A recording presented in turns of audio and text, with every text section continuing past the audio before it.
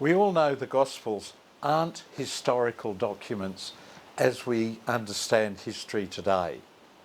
They were written in the first century or this one towards the second century. So they're different, and they had a different reason for being written and put down.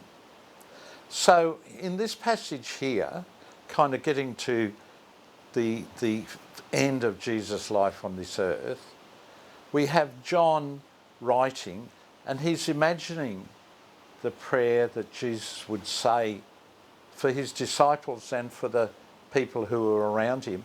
And John is also using that for his community, which was under a lot of arguing. There was a lot of arguing going on with the traditional Jewish members who weren't so enamoured as Jesus as John and his lot were.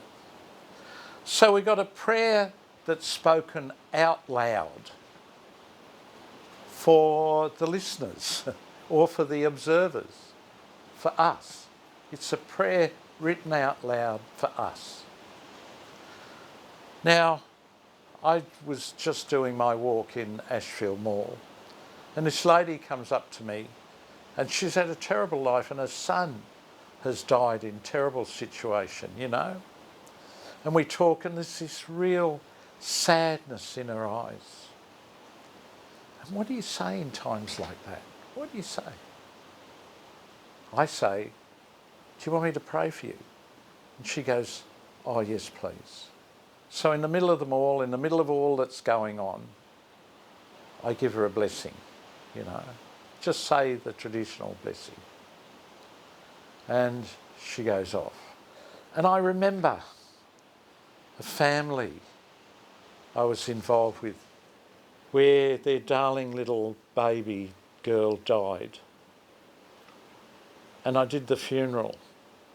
And the tiny little casket was as big as a shoebox. It was brought home to me, the vulnerability of life, and how people, the world, want to control us. They want to set up a system so that supposedly we all feel safe, but actually those in power feel safe. They set up a world like that. And a character like Jesus comes along and blows it all away. Blows it all away.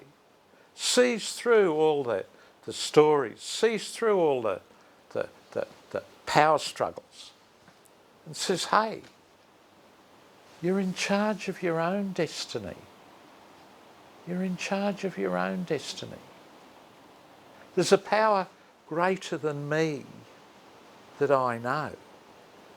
There's a power greater than me that I and that power, we love each other. And that love I can share with you. And I know that love at the end of all existence, at the limit of all that we know, exists. And I find it by sitting. And I find when I sit, the words and the power and the strength comes for me to survive on this world for another day and maybe pray for another woman who's lost her child. Amen.